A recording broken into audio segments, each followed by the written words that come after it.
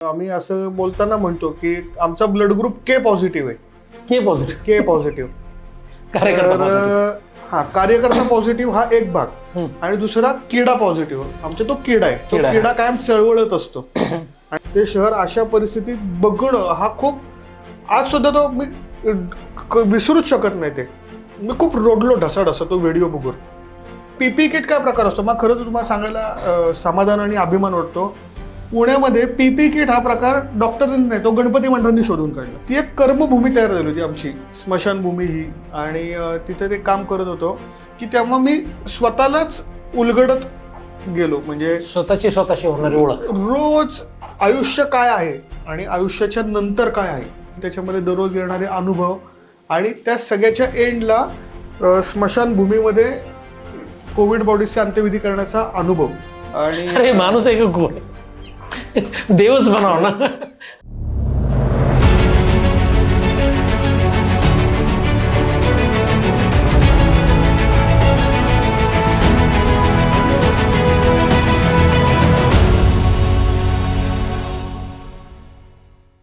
नमस्कार मित्रांनो, मी शरद तांदळे आणि न्यू इरा पब्लिकेशन हाऊसच्या ह्या नवीन सेगमेंटमध्ये आपण आज एका लेखकाला भेटणार आहेत. आणि त्या लेखकाचं नाव वैभव सुनंदा पंडित वाघ, ज्यांचं व्हायरल माणुसकी नावाचं पुस्तक सध्या बाजारात खूप चांगल्या पद्धतीने जात आहे, लोक वाचत आहेत, प्रतिक्रिया देत आहेत. तर आज आपण त्या व्हायरल माणुसकी या पुस्तकाच्या लेखकांशी संवाद साधणार आहोत.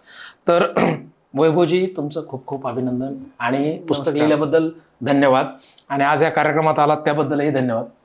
मला सगळ्यात पहिले असं विचारायचं आहे की वैभव सुनंदा पंडित वाघ हे नाव माझ्या अंदाने तुम्ही 6 महिन्यापूर्वी पुस्तकाला दिले. हो, आम्ही जवळजवळ गेले 10 वर्ष आले. आमची संघटना आहे वंदे मातरम संघटना. तर आम्ही सगळेजण नावं लिहिताना असेच लिहितो. आणि गेल्या महिन्यात जी आर आलाय राज्य सरकार. हो, राज्य सरकारचा जी आर. म्हणजे तुम्हाला जी आर येण्याच्या आधी कळतं का काही की असं नाव लिहावं म्हणून जी आर आलाय? कदाचित असं होत असेल, आम्ही जे करतो त्याच्यावरती नंतर जी आर निघतो. अरे वा, हे चांगलं होतं. तर मला सगळ्यात पहिले एक तुमच्याकडून जाणून घ्यायचं आहे की हु इज वैभव वाघ? कोण आहे हा माणूस? एक सामान्य कार्यकर्ता. सामान्य कार्यकर्ता. तुमचं प्रॉपर कुठले? बोरचा. प्रॉपर बोर. माझं मूळ गाव बोर, पण माझा जन्म पुण्यातलाच. आणि आपण ते म्हणतो ना की ये शहर मेरी महबूब आहे, once upon time in Mumbai मधलं ते वाक्य ना फेमस, तसा काही आमचं पुण्याच्या बाबतीत आहे. ये शहर मेरे महबूब आहे. अख्खं जन्मापासून पुण्यातला जे आपण म्हणतो ना हार्डकोर पुणेकर, पण म्हणजे असं टिपिकल पाट्यावाला पुणेकर नाही. कोणती नैसर्गिक आपत्ती झाली की धावणारा असतो तो सगळ्यात पहिला पुणेकरच असतो. गणेशोत्सवाचा कार्यकर्ता म्हणजे पुणेकर. गणेशोत्सव लोकल लेवलला कनेक्ट ठेवून तो ग्लोबल लेवलला पोहोचवणारा कार्यकर्ता म्हणजे पुणेकर. तर अशा पुणेकरांच्या जे आपल्या पुण्यातली अशी की दुनियादारीवाली कॉलेज असतात, ते तुम्ही दुनियादारी कादंबरी वाचली असेल. म्हणजे सुहास शिरवाळकरांची दुनियादारी नावाची कादंबरी मी 10वीला वाचली होती. आणि महाराष्ट्रातल्या सगळ्या त्या वयोगटातल्या मुलांना एसपी कॉलेज आणि एसपी कॉलेजची दुनियादारी याची भुरळ पडलेली.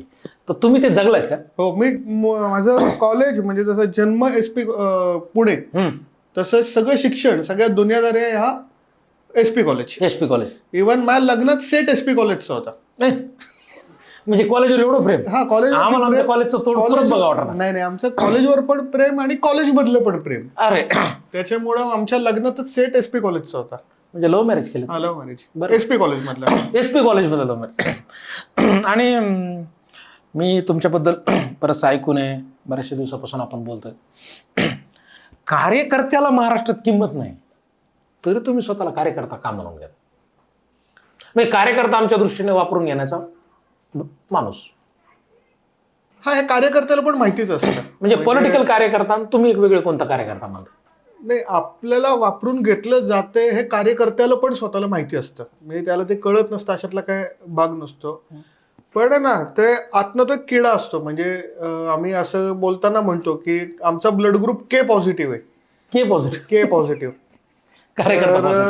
हा, कार्यकर्ता पॉझिटिव्ह हा एक भाग आणि दुसरा किडा पॉझिटिव्ह. आमचा तो किडा आहे. तो किडा कायम चळवळत असतो आणि तो गप्प बसून देत नसतो. त्याच्यामुळे आमचा ब्लड ग्रुप के पॉझिटिव्ह. प्रत्येक कार्यकर्त्याला पण माहिती असतं की एका पॉईंट नंतर आपण कुठेतरी वापरलं जातोय, पण ते आतूनच ते इतकं येत असतं की आपल्याला ह्याची मदत करायची, आपल्याला इथं हे आंदोलन करायचं, आपल्याला हा कार्यक्रम करायचा, आणि त्या गोष्टी साध्य केल्यानंतर मग ती एखाद्याला केलेली मदत असो किंवा तुम्ही एखादं केलेलं आंदोलन असो, अपेक्षित त्याचा जो रिझल्ट असतो तो मिळाल्यानंतर त्याच्यातनं मिळणारं जे समाधान असतं ते समाधान त्या कार्यकर्त्याला वारंवार त्याच गोष्टी करायला लावत असतं. त्याच्यामुळे कोणी किती सांगितलं, काय लष्कराची भाकऱ्या बसतो, काय धुणी धुतो किंवा काय बिनपगारी फुल अधिकाऱ्यासारखा वागतो, असं कितीतरी सगळेजण म्हणत असले तरी त्यातनं मिळणारा जो आनंद आहे ना, ती एक प्रकारची नशा असते आणि ती त्या कार्यकर्त्याला वेळोवेळी त्याच गोष्टी करायला लावत असते. त्यामुळे जे तुम्ही म्हणालात की कार्यकर्त्याला महाराष्ट्रात किंमत नाही, तर हे त्या कार्यकर्त्याला पण माहिती असतं, पण या सगळ्या गोष्टी करताना त्या कार्यकर्त्याच्या स्वतःच्या मनात त्याची जी एक किंमत तयार झालेली असते ती खूप अमूल्य असते. हे फारच अवघड झालं. ठीक आहे. मला एक विचारायचं आहे की ज्यावेळेस तुम्ही स्वतःला कार्यकर्ता म्हणून घेता, कधी वाटलं आपण कार्यकर्ता आहेत आणि कधी असं वाटलं का की यार आपण इतका वेळ लोकांसाठी दिला, लोकांसाठी एवढं काम केलं, लोकांसाठी अर्धा वेळ अर्ध्या रात्री पळालो, हे जर स्वतःसाठी केलं असतं तर खूप काही उभा राहिला असतो, स्वतःचं पर्सनल पैसे कमवता आले असते, खूप चांगले बिझनेसमॅन झाला असतो. मला माहिती आहे की कार्यकर्ता ज्यावेळेस समाजाला डिवोशन देतो त्यावेळेस त्याच्या घरातले कुटुंबातले लोक किंवा अवतीभोवतीचे लोक, मग असं कधी गिल्ट वाटला नाही की यार आपल्या आयुष्यातले 10 वर्ष गेले, आपल्या आयुष्यातले 5 वर्ष गेले, आपण चुकीच्या माणसाला मदत झाली, किंवा असं वाटलं का की यार, म्हणजे तुम्हाला असं आठवतं का की सुरुवात कधी झाली आणि कधी त्याचं गिल्ट आला किंवा कुठं तुम्हाला त्याचं इन्स्पिरेशन सुद्धा वाटलं? म्हणजे गिल्ट इन्स्पिरेशन कधी सुरुवात झाली? नाही, मला गिल्ट तर 100% कधीच वाटलं नाही या कोणत्याही गोष्टीचं की आपण का बरं करतोय, नाही असं कधीच नाही वाटलं. मी याची थोडीशी दुसरी बाजू मांडतो की बऱ्याचदा घरचे म्हणत असतात, जसं आपण आता म्हणालो की काय लष्कराच्या भाकऱ्या भासतो किंवा काय तुझा वेळ वाया घालवतो, पण याची दुसरी बाजू एक अशी आहे, हे जर तुम्ही खरंच खूप सिन्सिअरली करत असाल ना तर त्याचा लोकांना जो काय फायदा होईल ना तो होईल, ठीक आहे, पण तुमच्याही नकळतपणे ना तुम्ही स्वतःला ह्याच्यातनं खूप चांगल्या पद्धतीने ट्रेन करत असता. म्हणजे एखाद्या मॅनेजमेंट कॉलेजमध्ये लाखो रुपये फी देऊन ज्या गोष्टी तुम्हाला शिकायला मिळत नसतात त्या गोष्टी तुम्हाला एखाद्या गणपती मंडळाच्या कार्यकर्त्या, म्हणजे एखाद्या गणपती मंडळात, एखाद्या चौकात, एखाद्या संघटनेच्या कार्यकर्त्यांच्या बरोबर काम करताना या गोष्टी शिकायला मिळत असतात. आता त्याचं उदाहरण द्यायचं म्हणलं तर जशी तुम्ही सुरुवात म्हणाला, किडा लहानपणापासूनच होता, पण गणपती रक्तगटातच के पॉझिटिव्ह पहिल्यापासून आहे. पण मला अजूनही आठवतं, माझी 10वीची परीक्षा संपली होती, माझं एक गणेशोत्सव मंडळ आहे, सेवा मित्र मंडळ म्हणून. या सेवा मित्र मंडळामध्ये मी एक उपक्रम राबवायचो तेव्हा की दर चतुर्थीला मी कोणीतरी अपंग आणि जिद्दी व्यक्तीला गणपतीच्या आरतीला निमंत्रित करायचो, दर चतुर्थीला. आणि मला तो नादच लागला होता की दर चतुर्थीला कोणीतरी पाहुणा आपल्याकडे आणायचा, म्हणून मी आपली सायकल घेऊन ते वेगळी लोक शोधत फिरायचो सगळीकडं. आणि मला त्याच्यातनं खूप वेगळी लोक कळली. म्हणजे मला अशा एक व्यक्ती कळल्या, इंदिरा गायकवाड त्यांचं नाव आहे, त्यांना दोन्ही पाय नाही त्याच्यामुळे त्यांच्या घराच्या जवळ एक स्विमिंग टँक होतं, तिकडे फक्त जाऊन बसायच्या. तिथल्या स्विमिंग करणाऱ्या मुलींनी त्यांना डिवचलं की काय ग लंगडे तू कशाला इथे येते. त्याच्यावरती त्यांनी स्वतः स्विमिंग करायचं शिकल्या त्या, आणि त्यानंतर त्यांनी ॲबी ऑलिम्पिक्स मध्ये आतापर्यंत भारताला 3 गोल्ड मेडल जिंकून दिलेले आहे. बापरे. एक असे मी वकील बघितले की त्या वकिलांना दोन्ही हात नाहीत, आणि तेव्हा तो काळ असायचा टाईपरायटरचा, ते पायाच्या बोटाने टायपिंग करायचे आणि चांगली प्रॅक्टिस करायचे. किंवा आपल्या विद्यापीठाची आपली पूर्वीची जी आपण सर्टिफिकेट्स बघतो त्या सर्टिफिकेट्सवरती एक खूप सुंदर हस्ताक्षर, आपल्याला नाव आपलं जे लिहिलेलं असतं, पण तुम्हाला ऐकताना आश्चर्य वाटेल की ते हस्ताक्षर नाहीये, ते पायाने लिहिलेलं. गंगादास मच्चा म्हणून ते एक आर्टिस्ट होते, ते 2 पायांमध्ये ते पेन धरायचे आणि ती नावं जी आपल्या विद्यापीठाच्या सर्टिफिकेट वरती असतात ती पायाने लिहिलेली अक्षर आहेत. हे पायाने लिहिलेले, हे माहितच नव्हतं. तर दर चतुर्थीला मी असं दर कुठल्या तरी माणसाकडे जायचं, तो माणूस शोधायचा, त्याची माहिती घ्यायची, त्याला मंडळात बोलवायचं, त्याच्यानंतर आपल्या कार्यकर्त्यांना त्याची माहिती द्यायची आणि ती आरती घडवून आणायची. हा छोटासा एक उपक्रम होता, पण ह्याच्यामध्ये मी स्वतः इतक्या गोष्टी शिकलो. म्हणजे या माणसांकडनं हारायचं नाही हा जो विषय असतो ना, तो मी या ऍक्च्युअल माणसांकडनं, म्हणजे कुठले इन्स्पिरेशनल व्हिडिओज किंवा मोटिवेशनल स्पीकर्स याच्यापेक्षा पलीकडे जाऊन एक कार्यकर्ता म्हणून मला हे लोक खूप जवळनं अनुभवता आले, बघायला बघता आले. मिळाले. हा. याचा दुसरा फायदा असा होता की प्रत्येक माणूस हा वेगवेगळा असतो, त्यामुळे प्रत्येक माणसाला जायचो, त्या माणसाला आपल्याकडे आणायला कन्व्हिन्स करायचो. त्याच्यातनं माझेही नकळतपणे माझे कम्युनिकेशन स्किल्स तयार झाले. या गोष्टी अदरवाईज अवघड जातात बाहेर लोकांशी बोलायला, पण मला घरची प्रॅक्टिस ना, माझंच मंडळ, माझेच ऐकणारे लोक, माझाच कार्यक्रम, त्यामुळे मी वेगळ्या लोकांशी बोलायचो. माझे त्याच्यातनं कम्युनिकेशन स्किल्स तयार झाले.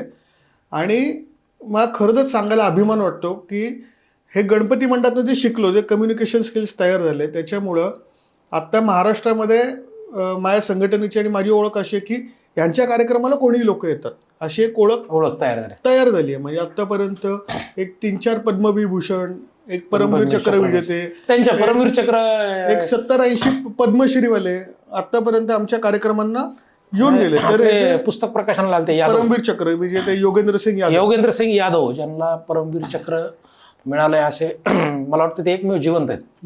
ज्यांना 2 जण आहेत, पण त्यापैकी योगेंद्र यादव यांनी पुस्तक हे प्रकाशित केले. तर कम्युनिकेशन स्किल तयार होत असतात. तर तुम्ही नकळतपणे, म्हणजे माझं मंडळाच्या फळ्यावरती लिहून हस्ताक्षर जे तयार झालं, आज सुद्धा लिहायला सुरुवात केली ना तरी त्या ओल्या खडूने जे लिहिलेलं असतं त्याच्यामध्ये वळण मिळालं ना अक्षराला, तेच उपयोगाला येतं. इतक्या असंख्य गोष्टी कार्यकर्ता इथं काम करताना शिकत असतो. त्याच्यामुळे जो तुमचा मूळ प्रश्न होता की कधी गिल्ट येतो का, किंवा असं कधी वाटतं का, कधी निराशा वाटते का की आपण काम करतो, तर असं 100% होत नाही. मी या निमित्ताने, या संवादाच्या निमित्ताने महाराष्ट्रातले जेवढे काय सामाजिक कार्यकर्ते असतील, राजकीय कार्यकर्ते असतील, ते गणपती मंडळाचे कार्यकर्ते असतील, त्यांना मी आवर्जून सांगतो की या कार्यकर्तागिरीकडे तुम्ही खूप पॉझिटिव्हली बघा. याच्यामध्ये खूप मोठी ताकद आहे. लाखो रुपयांच्या फी देऊन जे गोष्टी आपण एखाद्या मॅनेजमेंट इन्स्टिट्यूटमध्ये शिकणार नाही, ते आपल्याला इथं फुकटमध्ये शिकायला मिळते आणि ते तुमच्या आयुष्यभर उपयोगाला येणार आहे. एखाद्या मॅनेजमेंट कोर्सचे सिलेबस कायम अपडेट होत असतात, ते सिलेबस बदलत असतात, पण इथं काम करताना तुमचा पायाच इतका पक्का तयार झालेला असतो. कुठल्याही ट्रबलशूटला तयार, कुठल्याही परीक्षेला तुम्हाला टाका, तुम्ही तिथं 100% पास होत आहे. बरं, के पॉझिटिव्ह हा डायरेक्ट तुमच्यात आलाय का? आई, वडील, बायको, कुटुंबातले कोणामध्ये पण हा के पॉझिटिव्ह आहे?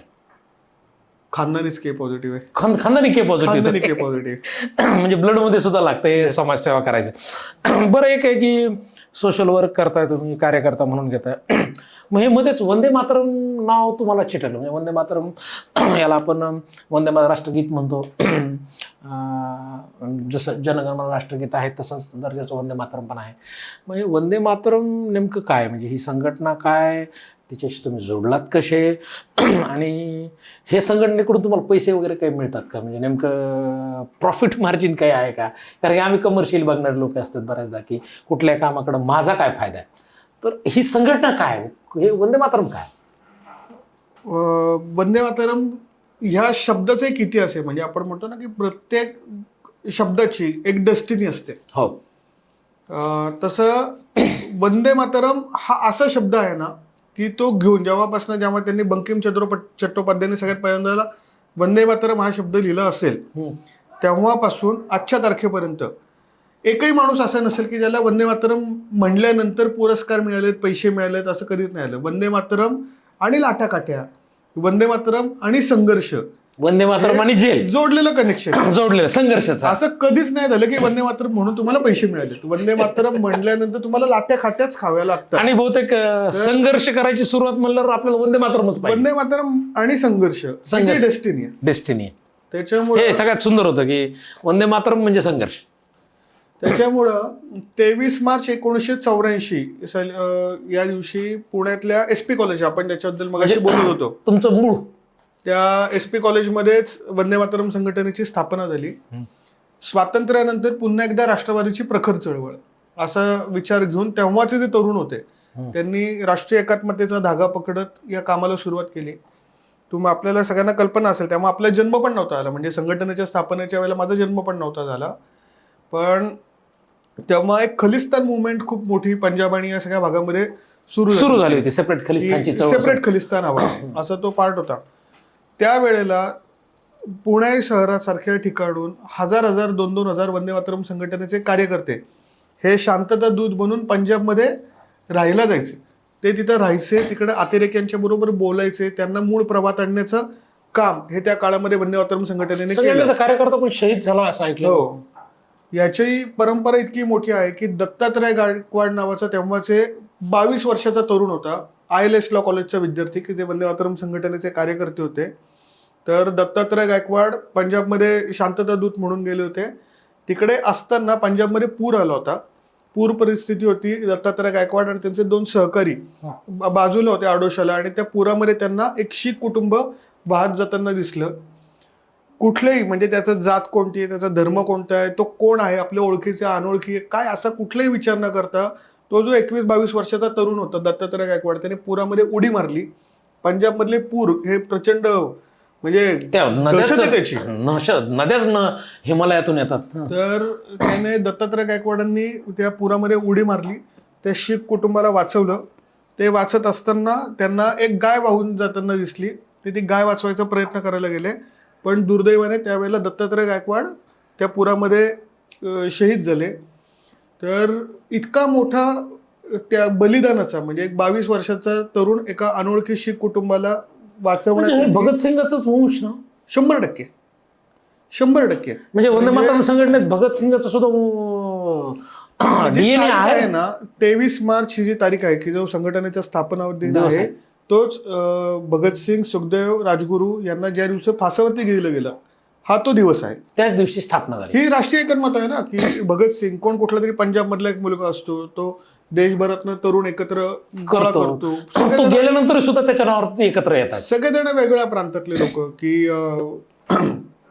भगतसिंगांचं राज्य वेगळं, त्यांच्याबरोबर फासावरती जाणारे राजगुरू हे आपल्या राजगुरुनगरचे, पुणे जिल्ह्यातले प्रत्येक जण. त्यांच्यातला ज्याने सगळ्यात मोठं उपोषण केलं जेलमध्ये असताना जतेंद्र दास, ते बंगालचे, असे सगळे वेगळ्या विचारांचे लोक, वेगवेगळ्या प्रदेशातले लोक एका विचाराचे एकत्र येतात. त्याच्यामुळं जे तुम्ही म्हणालात की वंदे मातरम शब्दाची जशी ही डेस्टिनी आहे, तसा वंदे मातरम संघटनेचा हा तो एक DNAच आलेला आहे. वंदे मातरम संघटनेचं काम आता पंजाबमध्ये चालू आहे, काश्मीरमध्ये चालू आहे. काश्मीरमध्ये काय चालू आहे? म्हणजे सरहद संघटनेसोबत तुम्ही अटॅच आहेत? सरहदचा मी कार्यकर्ता आहे. सरहद म्हणजे आपली यांची संजय नहार सरांची. सरहद ही संजय नहार सरांची. त्याचा मूळ पाया हा वंदे मातरम संघटनेचा. काश्मीरमध्ये काम सरहद या नावाने सुरू झालं. सरहदने तिकडं प्रचंड मोठं काम केलं. म्हणजे तुम्ही संस्थात्मक काम दिसत असतं, पण अशी कल्पना करा की आपण सगळं माहिती असतं आपल्याला की आपले फोर्सेस असतात की ते एखाद्या ऑपरेशनसाठी आपल्या जे आपलं युद्ध सामग्री असते त्याच्यासाठी आपण हजारो कोटींमध्ये खर्च करत असतो. आणि त्यातनं साध्य काय करायचं असतं आपल्याला की देशाचे संरक्षण, म्हणजे काय बाबा अतिरेकी तयार नाही होऊन द्यायचे, हा त्याचा मूळ पाया असतो ना. तर कल्पना करा की एखाद्या संस्थेच्या एखाद्या विचाराने एखादी संस्था तयार होते. जर आतापर्यंत आपण असं गृहीत धरू की 100 काश्मीरी तरुणांना अतिरेकी होण्यापासून वाचवलं असेल, तर हे किती मोठं काम आहे. खूप मोठं. म्हणजे एक अतिरेकी एक आत्मघाती करू शकतो. एक आत्मघाती असं जर कमीत कमी 100 जणांना जर केलं असेल तर कल्पना करा हे किती मोठं काम म्हणजे किती लोकांचा आपण कल्पनाच करू शकतो. कारण की वंदे मातरम संघटना असेल, सरहद असेल, किंवा अजून ग्राउंड लेवलला जाऊन म्हणायचं म्हटलं तर कार्यकर्ता हा जो विषय आहे ना, तर तो एक विचार असतो. आणि हा विचार कधी मरत नसतो, ते ट्रान्सफॉर्म होत असतं एका पिढीकडून दुसऱ्या पिढीकडे. मग ते भगतसिंग असतील, मग ते शहीद दत्तात्रय गायकवाड असतील, किंवा आता कोरोना काळामध्ये माझ्याबरोबर काम करणारे आमचे जे सगळे तरुण सहकारी होते की ज्यांचं वयोगट हे 15 ते 25 मधलं होतं. तर हे असं तो जो किडा आहे तो ट्रान्सफॉर्म होत असतो. म्हणजे आमच्याकडे 2008 साली एक पाहुणे आले होते कार्यक्रमाला. तर त्यांनी एक खूप सुंदर वाक्य वापरलं होतं. ते असं म्हणत की वैभव, तुमच्यातला हा जो किडा आहे तो कायम असाच चळवळत राहू दे. हा त्यांनी शब्द वापरला होता की हा किडा असाच चळवळत राहू दे. तुम्ही कधी जॉईन झाला वंदे मातरम संघटनेला? मी कामाला सुरुवात केली 2002 मध्ये गणपती मंडळ कार्यकर्ता म्हणून. त्यानंतर राष्ट्रभक्त युवा मंच नावाची माझी संस्था होती, त्या माध्यमातून काम करत होतो. आणि 2006 सालापासून मी वंदे मातरम संघटनेचा प्रदेशाध्यक्ष म्हणून कामाला सुरुवात केली. मला एक प्रश्न विचारायचा की भारत 1947ला स्वतंत्र झाला, बाबासाहेबांनी घटना दिली 1950ला, इंग्रज गेले, मुघल गेले, सर्जमशाह गेले, देश झालाय, एकत्रीकरण केलं वल्लभभाई पटेलने, सगळं झालं. विकासाच्या टप्प्यावर आलो आपण 92ला मनमोहन सिंग, आपण दंगल पाहिली मोठी. नंतर आपण शिक्षणाच्या प्रवाहात आलो, पुणे आपण माहेर गेले, फुले शाहू आंबेडकरांनी आपल्याला विचार दिला प्रगतीचा. हे सगळं करत असताना आज प्रत्येक मुलगा स्वतःला सिद्ध करायचा प्रयत्न होत आहे. मग एज्युकेशनच्या माध्यमातून असेल, कला क्षेत्रात असेल, प्रत्येकजण स्वतःला सिद्ध होण्याचा प्रयत्न करतो. अशा कालखंडात ज्यावेळेस आपण जागतिकीकरणाकडे पाहतो, अशा कालखंडात ज्यावेळेस आपण सिलिकॉन व्हॅलीकडे पाहतो, त्यावेळेस तुम्हाला वंदे मातरम संघटनेची गरज का वाटते? असं काय लूपहोल्स आहेत का असं वाटतंय तुम्हाला, की का वंदे मातरम संघटनेची गरज जी आपण म्हणू ना, तर आहे ना, काय असतं की जे आपण म्हणतो ना की सिलिकॉन व्हॅली असेल किंवा आत्ताच्या ज्या काही गोष्टी असतील की ज्याकडे आपण अचिव्हमेंट्स म्हणून बघतो की या आपल्या देशाच्या अचिव्हमेंट्स आहेत असं आपण अभिमानाने म्हणत असतो. पण हे करत असताना एक पाया असतो प्रत्येक देशाचं, एक प्रत्येक वास्तूचं किंवा प्रत्येक देशाचं, प्रत्येक संस्कृतीचं एक बेसिक टेक्स्चर असतं. तर ते टिकून ठेवणं ही फार महत्वाची गोष्ट असते. एक्झॅक्टली. तर त्याला आपण काय म्हणू, त्याला आपण राष्ट्रीय एकात्मता त्याला म्हणू शकू. त्याला आपण अगदी सोप्या भाषेत सांगायचं म्हणलं की आपला देश जपणं हा जो पार्ट असतो, तुम्ही शब्द छोटा आहे पण विषय मोठा आहे, आपला देश जपणं ही जी महत्वाची गोष्ट असते याच्यामध्ये, तर तिथे वंदे मातरम संघटनेची गरज आहे. किंवा कोणत्याही सामाजिक संस्था असतात, सामाजिक संघटना जे असतात, गणेशोत्सव मंडळ जे असतात. आता आपण जसे अचिव्हमेंटचं म्हणतो, आपण एक सोपं उदाहरण घेतलं की आपलं एक घर आहे मोठं, ठीक आहे, त्या घरामध्ये एक छान गार्डन आहे, एक सुंदर बेडरूम आहे, एक मस्त हॉल आहे, तिकडे खूप मोठा टीव्ही आहे आणि एक टॉयलेट आहे, ठीक आहे. जसं आपला टीव्ही कोणत्या कंपनीचा आहे हे महत्वाचं असतं, किंवा आपला बेड कोणत्या कंपनीचा आहे हे महत्वाचं असतं, त्यातनं आपल्याला काय लक्झरी मिळणार, तितकंच महत्वाचं आपलं टॉयलेट रेग्युलर साफ राहणं तितकं महत्वाचं, ही सगळ्यात महत्वाची गोष्ट असते की आपलं टॉयलेट साफ आहे की नाही. आणि मग ते टॉयलेट साफ करण्यासाठी कोणीतरी काम करावं लागतं. ते टॉयलेट जर वेळेत जर साफ होत राहिलं, कचरा काढायला सुद्धा कोणतरी लागतं. टॉयलेट जर साफ नाही राहिलं, तुमचं अख्खं घर किती का मोठं असू द्या, त्याला अर्थ नाही राहत. आणि ते टॉयलेट साफ करण्याचं काम कोणीतरी करत राहावं लागतं. ते काम असतं संघटनांचं आणि संस्थांचं. अरे हे लय मोठा विषय बोलले तुम्ही. मला एक सांगा, तुम्ही लय जणांचे मामा बी झालं असं ऐकले? काय मामा झाला, मामाच्या गावाला असं काहीतरी कार्यक्रम घेता तुम्ही, हे काय म्हणजे मामा प्रकार कुठून आला? मामा का आवडलं तुम्हाला असं? म्हणजे मला ते पूर्ण इलॅबोरेटच करा की नेमकं काय मामा काय, मामाच्या गावाला जाऊया असं काहीतरी उपक्रम घेता ना तुम्ही. हा सुरू कसा झाला, हा थॉट कसा झाला, हा उपक्रम म्हणजे काय? माशी जसं मी सांगितलं की सेवा मित्र मंडळ नावाचं गणेशोत्सव मंडळ आहे. या गोष्टी आहेत ना कार्यकर्त्यांच्या खूप साध्या साध्या, माझ्या मनाला खूप आवडलेली, म्हणजे तो उपक्रमच मला खूप आवडला. आपण लहान असताना सगळेजण मामाच्या गावाला जात असतो. आपल्याला अख्खी वर्षभर आपण वाट कशाची बघत असतो, तर मामाच्या गावाला जायचंय. तर या मामाच्या गावाला आपण जातो, तिकडे गेल्यानंतर मस्त फिरतो, भरपूर आमरस बिमरस खातो, कल्लच करून टाकतो, सिनेमे बघतो. तर जी अशी मुलं आहेत की ज्यांना त्यांचे आई वडील कोण हेच माहिती नाही, त्यांना मामा कोण आपलं हे माहिती असण्याचा प्रश्नच येत नाही. जिथं अनाथ मुलं की ज्यांना आई वडील आपले कोण माहितीच नाही. म्हणजे अशा अनेक संस्था आहेत की जिकडे 4 दिवसाची, 1 आठवड्याची, 1 महिन्याची बाळं जी कुठेतरी कचराकुंडी, एखादं मंदिर अशा ठिकाणी सोडलेली जी असतात, ते पोलिसांच्या माध्यमातून ते वेगळ्या संस्थांमध्ये ती मुलं जातात. तिथं माहितीच नसतं ना की ह्याचे आई वडील कोण. तर आई वडीलच माहित नाही तर मामा कोण हे माहिती नसतं. तर गेली 25 वर्ष, आता हे 25वे वर्ष आहे. 25 वर्ष हे आता 25वे वर्ष आहे. अशी पुणे शहरातली 150-200 अशी जी मुलं आहेत की ज्यांना आई वडिलांचं छत्र नाही, मामा कोणी माहित नाही, अशी मुलं आमच्या मंडळामध्ये येत असतात. ती मुलं आल्यानंतर त्यांचं स्वागतच, म्हणजे आता काही नियमांच्यामुळे आम्हाला हत्ती आणता येत नाही. पूर्वी तर आम्ही त्यांना हत्तीवरनं अख्खे एरिया फिरवून स्वागत करायचो की हत्ती, घोडे, उंट हे त्यांच्या स्वागताला असायचे. त्यांना अख्ख्या एरियात फिरवणार, त्याच्यानंतर त्यांच्यासाठी भरपूर खेळ, भरपूर आईस्क्रीम, आमरस, सगळ्या गोष्टी. मनोरंजन, पुणे शहरातले नाही तर अख्ख्या महाराष्ट्रातले अनेक दिग्गज लोक हे आमच्या भाषा मंडळींशी गप्पा मारायला येतात, त्यांच्याबरोबर नाचायला येतात, कल्ला असतो फुल तिथं. आणि शेवटचा जो दिवस असतो त्या दिवशी आपण आवर्जून या सगळ्या मुलांचं पूर्ण फुल बॉडी चेकअप केलं जातं. अगोदरचे रिपोर्ट्स आपल्याकडे तयार असतात, त्याच्यानुसार सगळं नीट नॉर्मल आहे ना शारीरिकदृष्ट्या हे या भाचे मंडळींचं बघितलं जातं.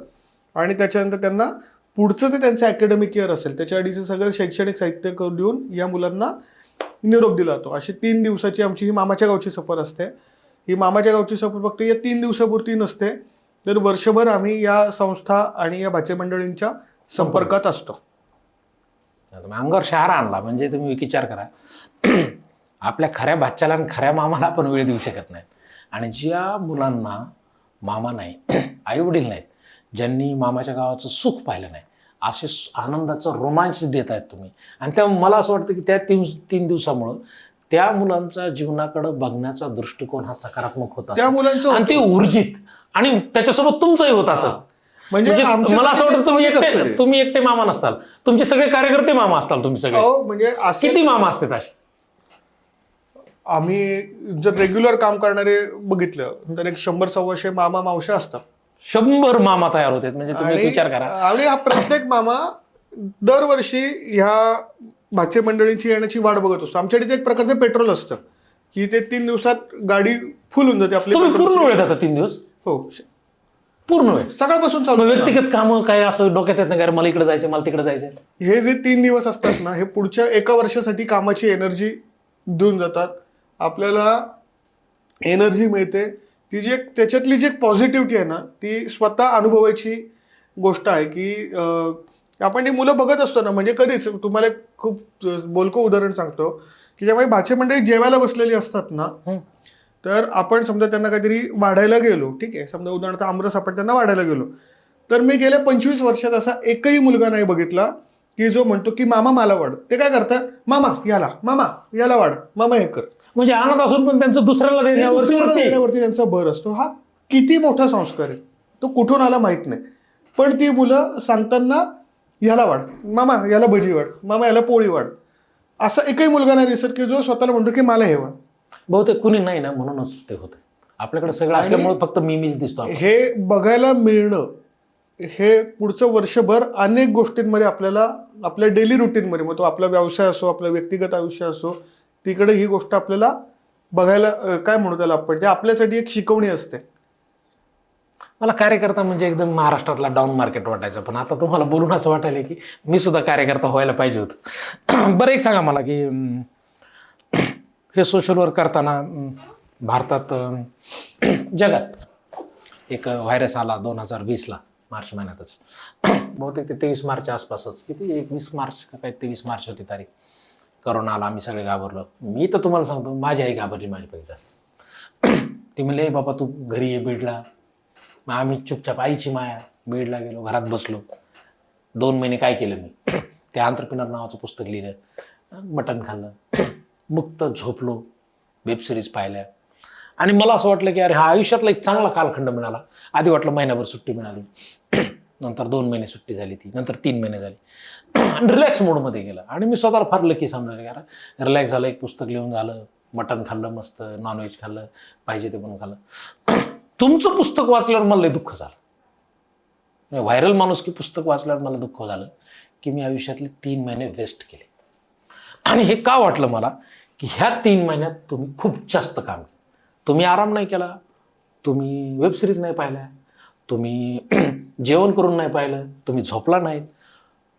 कोरोनामध्ये तुम्हाला असं वाटलं नाही की यार मला हे 2 महिने 3 महिने आपल्या कार्यकर्त्यांना झोपायला मिळतात, आराम करायला मिळतात. तुम्ही 3 महिने बाहेर होतात. तर ही सुरुवात झाली नेमकी कशी, की कुठून आलं की तुम्हाला असं वाटलं नाही का अरे सुट्टी आहे, सगळे जगच बंद आहे, अरे मी बाहेर गेलो तर मी बी मरून जाईल. ती मरण्याचं एक सावट तयार झालं. आणि मग मी घरातच बसू, माझ्यासाठी माझे आई वडील इम्पॉर्टंट आहेत, माझी बायको इम्पॉर्टंट आहे, ह्या लोकांसाठी मी जगलो पाहिजे, मी त्यांची काळजी घेतली पाहिजे. म्हणजे प्रत्येक महाराष्ट्रातल्या प्रत्येक माणसाने फक्त कुटुंबाची काळजी घेतली, लोकांनी गावं बंद केले. अशा वेळेस तुम्ही घराच्या बाहेर पडण्यामागं काय प्रेरणा होती? याच्यामध्ये 2-3 गोष्टी आहेत. मुळात कोणतीही नैसर्गिक आपत्ती आली की काम करणं हे आमच्या संघटनेचा स्थायी भाव आहे. म्हणजे फक्त कोरोनाच नाही, कोरोनाच्या आधी कुठं कोरोनाच्या आधीपासून माळींपासून म्हणजे साधारण माळीनला पण सन 2007-8 पासून देशामध्ये जेवढ्या नैसर्गिक आपत्ती आल्या म्हणजे त्याच्यामध्ये आम्ही कोकणातली काम केलं. माळीन, सांगली, बऱ्याच सांगलीचा पूर असेल, केरळचा पूर असेल, माळींची दुर्घटना असेल. हो, केरळला तर आपण 36,000 किलो तांदूळ पाठवले होते इथून पुण्यातून. 36,000 किलो. आम्ही शेजारच्या गावात दिलं नाही सर काही. तुम्ही केरळपर्यंत पोहोचले. याला म्हणायचं व्हिजन. आयुष्यात आपण ज्याला व्हिजन म्हणतो ना, की एक जेव्हा म्हणजे कसं होतं ते घडत जातं. पण कोरोनाचा संदर्भ थोडासा वेगळा आहे. कोरोनाची नैसर्गिक आपत्ती ही या सगळ्याच्या पेक्षा खूप वेगळी होती. हो, इतर वेळेला आपल्याला माहिती असतं की आपल्याला ही आपत्ती आली की आपला प्लॅन ऑफ ऍक्शन काय असला पाहिजे. कोरोना हा असा विषय होता ना की तिथं आपल्याला म्हणजे आम्ही 3 महिने नाही, आम्ही जवळजवळ 2.5 वर्ष या म्हणजे कोरोनासाठी काम करत होतो. 2.5 वर्ष काम करत होतो.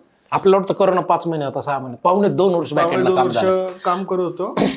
आणि त्याच्यातला प्रत्येक दिवस हा एक नवं चॅलेंज होता. म्हणजे कळायचंच नाही की नेमकं काय करायला पाहिजे. पण याची सुरुवात अशी झाली की मुळात अजून एक थोडासा पार्ट याच्यातला असा आहे की आम्ही काम सुरू केलं कोरोनाचं 19 मार्च हा मला दिवस चांगला आठवतो. 19 मार्च 2020ला सगळ्यात पहिलं फूड पॅकेट आम्ही वाटलं. त्याच्या आदल्या दिवशी माझे सहकारी आहेत सचिन जामगे म्हणून, त्यांचा मला कॉल आला की पुण्यातली सगळी हॉटेल्स 19 तारखेला बंद ठेवली जाणार आहेत, सगळ्या मेस बंद ठेवल्या जाणार आहेत ट्रायल म्हणून.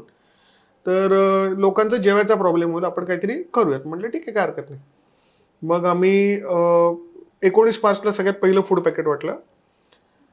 त्याच्यानंतर 3 दिवसांनी 21 मार्च तारीख होती. 21 मार्चला एक व्हिडिओ सगळीकडे व्हायरल झाला होता, अख्ख्या जगात व्हायरल झाला होता. पुणे शहराचा व्हिडिओ होता की त्या अख्खं सुमसान पडलेलं पुणे शहर त्या व्हिडिओमध्ये दिसत होतं. त्याच दिवशी गेलो होतो मी. रोड भीती वाटली, लक्ष्मी रोड भीती वाटत होती. खूप म्हणजे असं पुणे अख्ख्या जगाने कधी बघितलंच नव्हतं, कोणीच बघितलं नव्हतं. आणि त्याला बॅकग्राऊंड म्युझिक अजय गोगावलेंचं ते गाणं आहे ना, देवा काळजी रे, त्या गाण्यावरचा तो व्हिडिओ होता. ड्रोन वगैरे सगळंच होतं, अख्ख्या जगभर तो व्हिडिओ पोहोचला होता. आणि तो व्हिडिओ माझ्याकडे आला, माझ्या गाडीमध्ये बसलो. त्याच व्हिडिओने खूप जण भिलो आम्ही. 5-6 वेळा तो व्हिडिओ बघितला आणि मी ओक्साबोक्षर रडलो तो व्हिडिओ बघून की माझं पुणे शहर, की ज्याला मी असं म्हणतो की ये शहर मेरे महबूब आहे, ते शहर अशा परिस्थितीत बघणं हा खूप, आज सुद्धा तो मी विसरूच शकत नाही. ते मी खूप रडलो ढसाढसा तो व्हिडिओ बघून. आणि त्या मुमेंटला मी ठरवलं की आता काय होईल तोय, आता आपण आपल्या शहरासाठी उभं राहायचं.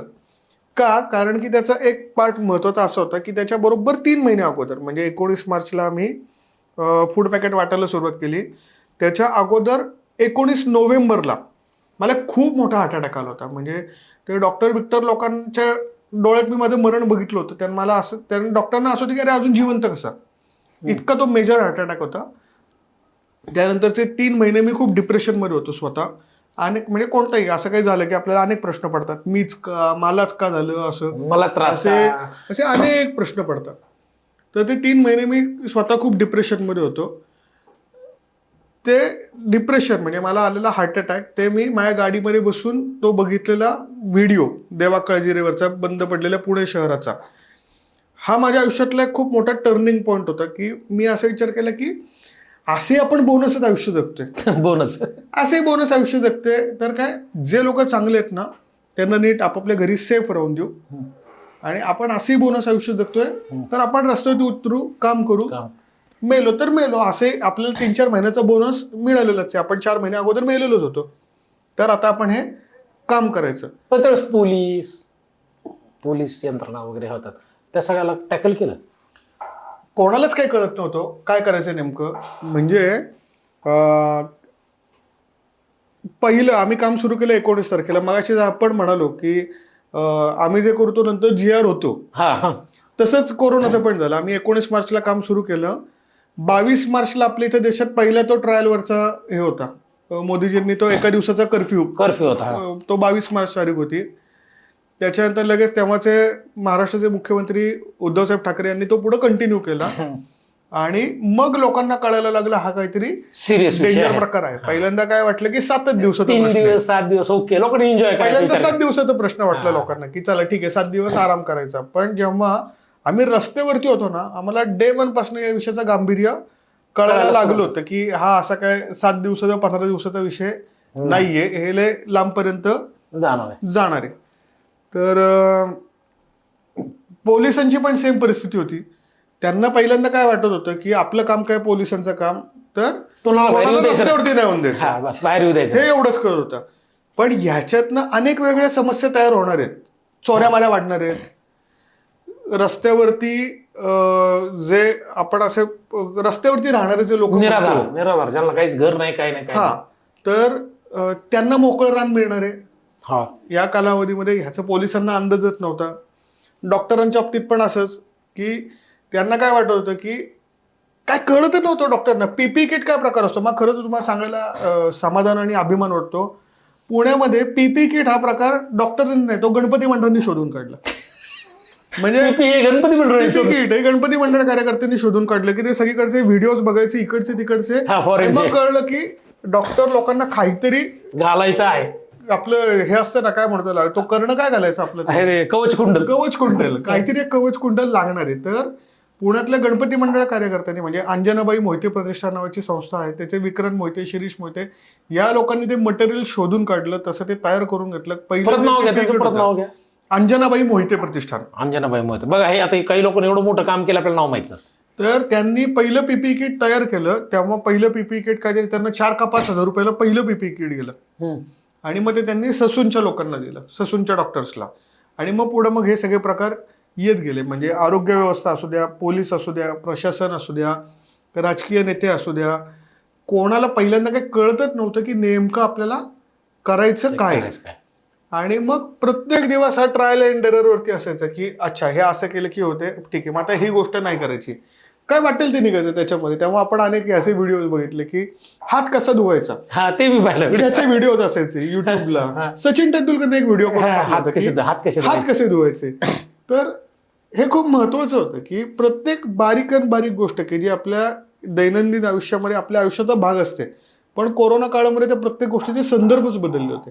लोक हँग झाले, थाळ्या बाजूला लोकांनी प्रत्येक गोष्टीचे संदर्भ बदलले होते. तर असा तो वेगळाच काळ होता तो सगळा.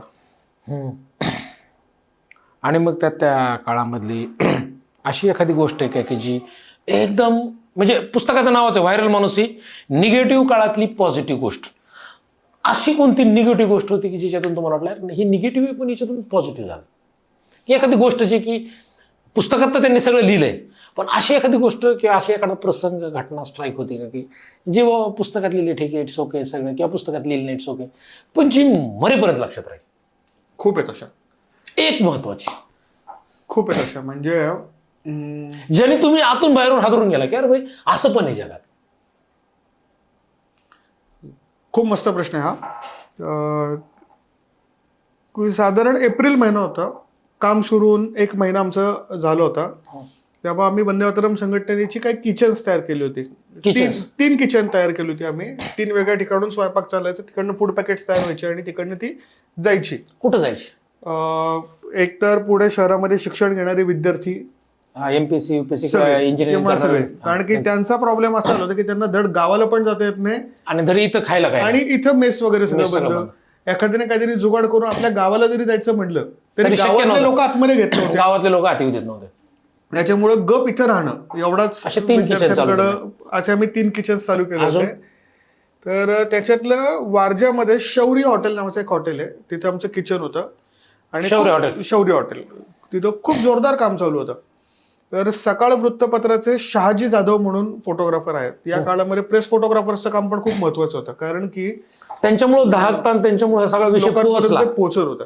तेव्हा रस्त्यावरती कोण कोण होतं, एकतर सामाजिक संस्थांचे कार्यकर्ते, ते पण सिलेक्टेड, वंदे मातरम संघटना असेल आणि अजून काही संस्था संघटना काम करत होते, पोलीस, डॉक्टर आणि प्रेस फोटोग्राफर्स, हे लोक तेव्हा रस्त्यावरती असायचे. आणि बाकीचे सगळेजण वर्क फ्रॉम होम करू शकायचे.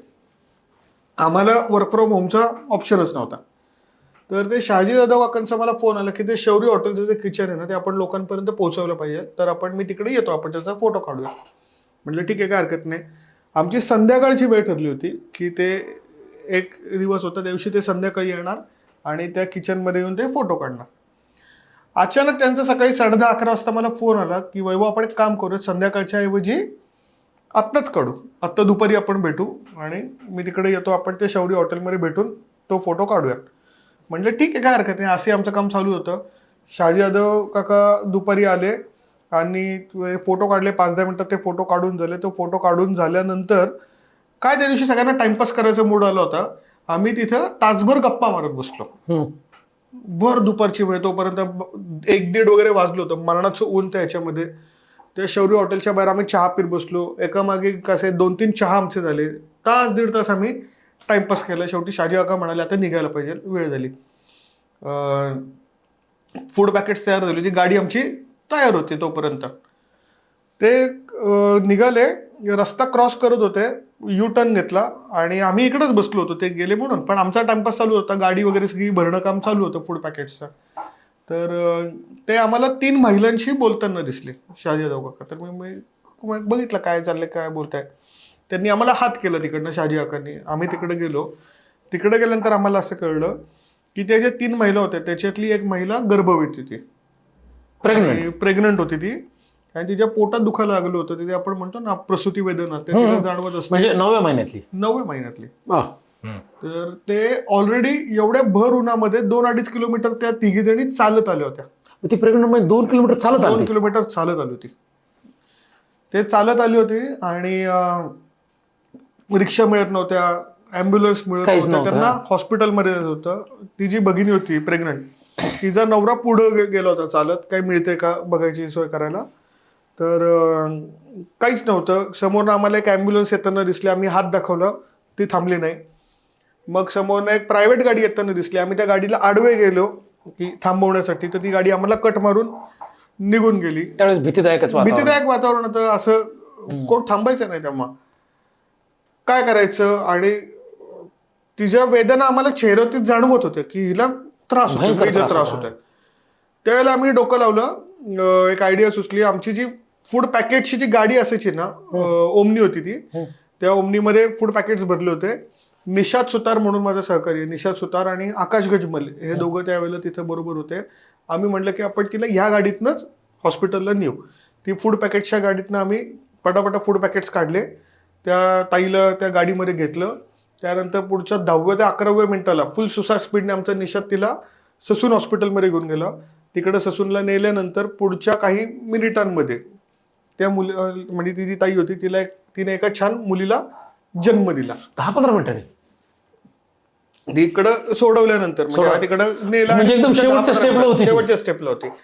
म्हणजे तुम्ही त्या दिवशी 2 जीव वाचवले. तर त्या मुलीला तिने जन्म दिला. आम्हाला फोन आला की असं असं झालं. आम्ही मस्त फुल कल्ला केला, चहा बिया पिला. पण त्याच्यानंतर जेव्हा चहा पित होतो तेव्हा अख्खी सगळी स्टोरी फ्लॅशबॅक मध्ये गेली आणि आठवलं की अरे आपल्याला खरं तर शहाजी यादवांना संध्याकाळी भेटायचं होतं. महादेवाने ती वेळ दुपारची आणली. तर त्यांना ते वेळ दुपारची येणं, मग त्यांनी आम्हाला भेटणं, ठीक आहे. नाही, त्याच्यामध्ये पण तो फोटो काढून झाल्यानंतर ते आपापल्या कामाला आम्ही डिस्पॅच होऊ शकलो असतो. पण त्या दिवशी आम्ही 1-1.5 तास तिथे गप्पा मारत बसणं आणि मग त्याच्यानंतर हे सगळं घडणं. म्हणजे थोडक्यात त्या लहान मुलीला सुरक्षित जन्म मिळावा म्हणून नियतीने सगळं तयार केलं. हे नियतीने अख्खं सगळं स्क्रिप्ट रचलेलं होतं आणि त्या स्क्रिप्ट मधली कॅरेक्टर्स म्हणून आमची निवड नियतीने.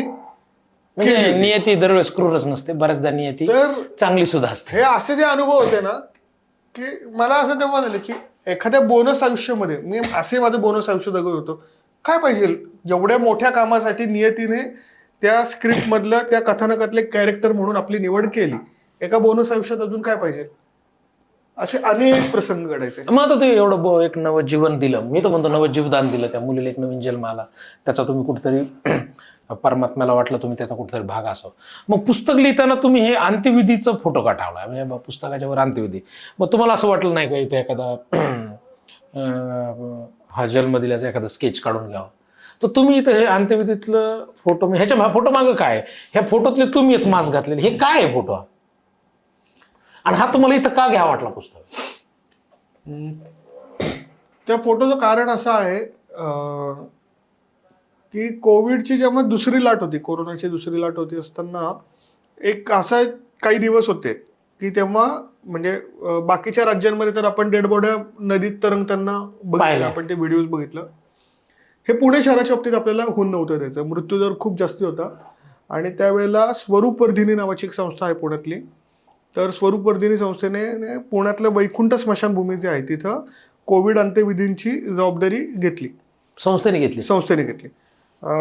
कोविड अंत्यविधींच्या बाबतीत तर मी खूप आवर्जून काही गोष्टी आणि काही लोकांचा उल्लेख करेल की हा काळ इतका विलक्षण होता ना की तेव्हा प्रत्येक जण फक्त एक माणूस होता, कोणालाच कुठला धर्म नव्हता, कोणती बॉडी, प्रत्येक जण एक माणूस होता.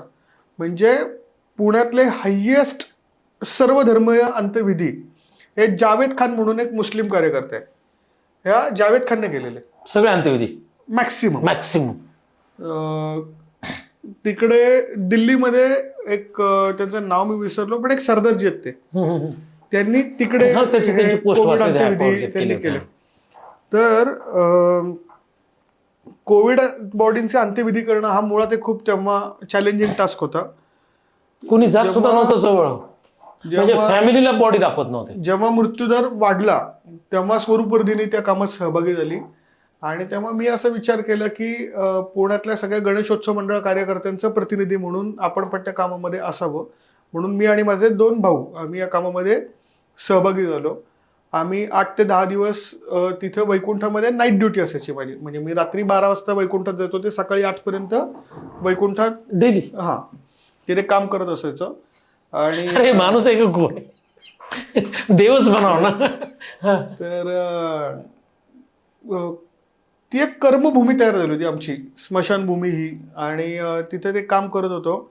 त्याचं पुस्तकाच्या फ्रंट पेजवरती ते आवर्जून घेण्यामागचं कारण असं की तो काळ असा होता ना की तेव्हा मी स्वतःलाच उलगडत गेलो, म्हणजे स्वतःची होणारी ओळख, रोज आयुष्य काय आहे आणि आयुष्याच्या नंतर काय आहे ह्याचा जो डेली आखो देखा समाचार जो असतो ना, तो मी रोज तो घेत होतो. अनेक गोष्टींचे प्रश्न पडायचे, अनेक उत्तरं आपण आपली शोधत होतो. आणि याच कालावधीमध्ये तो जो 1.5 वर्षाचा कालावधी जो आहे की एक दिवस असा होता की त्या दिवशी या पुस्तकाची सुरुवातच तिथनं झाली आहे. ते नका सांगू पुस्तकात, वाचू द्या. मी वाचलंय, तुम्ही सगळ्या जणांनी पुस्तक वाचा. स्मशान पूर्ण मरणाच्या दारातनं बाहेर आलेला मी स्वतः, आणि 1.5 वर्षाचा कालावधी, त्याच्यामध्ये एक मोठी जागतिक महामारी, त्याच्यामध्ये दररोज येणारे अनुभव, आणि त्या सगळ्याच्या एंडला स्मशानभूमीमध्ये कोविड बॉडीजचे अंत्यविधी करण्याचा अनुभव. म्हणजे स्वतःचा मृत्यू पाहिल्यानंतर डायरेक्ट स्मशानापर्यंत हा जो अख्खा प्रवास आहे ना, तेव्हा मी असं डोळ्यांनी बघायचो की अशी एक बॉडी असते ना. आता एखादी तर बॉडी माझ्या समोर आली तर मी तुम्हाला दाखवू शकेल, एखादा डॉक्टर कसं दाखवतो ना की ही किडनी आहे, हे हार्ट आहे, हा मेंदू आहे, हे मी तुम्हाला अख्खं दाखवू शकेल डॉक्टरच्या सारखं. ते आम्ही इतकं जवळनं ते बघायचो. पण फक्त ह्या बॉडीच्या व्यतिरिक्त आयुष्य काय असतं ना, की आपण गेल्यानंतर काय राहणार आहे, काय टिकणार आहे. तर हे आयुष्याचा अर्थ मला या स्मशानभूमीतल्या कामामध्ये उलगडत गेला. त्याच्यामुळं तो फोटो आवर्जून या पुस्तकाच्या फ्रंट पेजवरती दिसतोय, स्मशानभूमीत काम करतानाचा. आज आपण, आणि पुस्तकाचं नाव आहे व्हायरल माणुसकी. आज आपण वैभव वाघ यांच्याशी संवाद साधला. आपल्याला आयुष्यामध्ये दुःख असतं, व्यक्तिगत समस्या असतात, व्यक्तिगत अडचणी असतात, आणि ह्या व्यक्तिगत अडचणीने आपण डिप्रेशनमध्ये जातो, वाईट वाटून घेतो. पण अशा वेळेस ज्यावेळेस जगात सगळीकडे डिप्रेशन असताना स्वतः पॉझिटिव्ह राहून मदत करण्याची जी भूमिका आहे, मला वाटतं वैभवजी तुमच्याकडून हे आम्हाला शिकण्यासारखं आहे. आणि तुम्हाला जर असं थोडं दुःख, नैराश्य, डिप्रेशन येत असेल तर 100% हे पुस्तक वाचा. आपल्याला जीवन जगण्याची कला आणि आयुष्य म्हणजे काय असतं हे या पुस्तकात वाचायला मिळेल. वैभवजी, तुम्ही इथं आलात, आमच्याशी मुक्त संवाद केलात, आणि खरं सांगू का, तुम्ही आम्हाला कॉम्प्लेक्स दिलाय की आम्ही फक्त स्वतःच्या आयुष्यात मग्न राहणाऱ्या लोकांना तुम्ही राष्ट्रभावना आणि आपली काय कर्तव्य हे तुम्ही तुमच्या कार्यातून आम्हाला दाखवलं. तर निश्चित मी तर इन्स्पायर झालो तुमच्यापासून. हा व्हिडिओ बघून बरेच जण इन्स्पायर होतील.